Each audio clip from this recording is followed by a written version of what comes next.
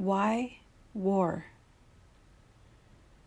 Trigger warnings ahead of war, police brutality, and sexual abuse. I am the daughter of a veteran, and not just a regular veteran. My dad served in the U.S. Marines and the U.S. Army. He gave 30 years of his life to the military. Growing up, there was a sense of pride that our family had that my dad was a master sergeant in the Army. But something never sat right with me about it. When my dad got the call that he was to help a hospital during Desert Storm in the early 1990s, I remember my family and I hugging each other and crying in the kitchen. It's a vivid memory in my head. Again, it didn't sit right with me. Granted, I was in the 2nd grade, but I kept thinking, why are we in war? And who got to decide that my dad has to go away? Let's go even further back. I have a feeling that I had 2 previous past lives. One where I was an assassin, another where I was a princess who had to fight, literally like go to battle, for her country. There's a big part of me that does not believe in violence, but there is also a small part of me that is feisty AF and imagines myself with superpowers or ninja-like abilities and whooping some ass.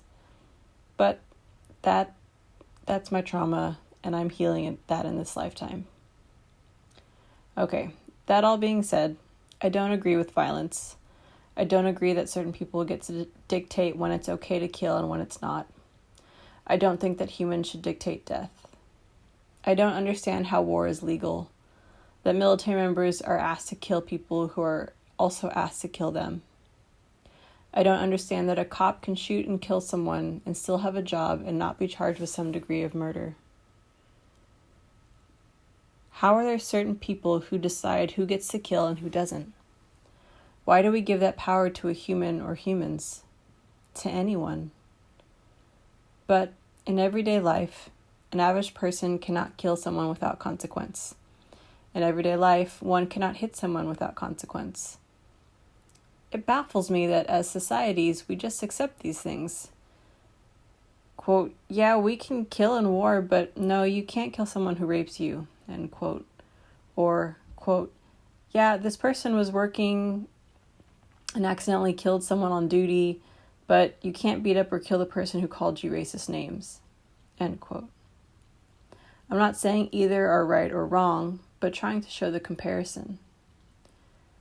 I'm going to take a step back and share that I don't agree with the idea of an eye for an eye, because I do agree with an eye for an eye leaves everyone blind, which Dr. Martin Luther King said.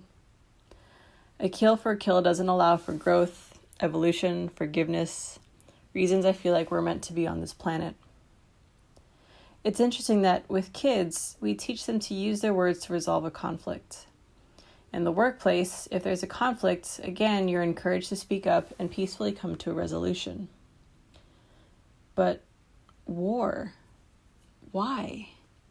Who decided war is okay but fights on the playground are not?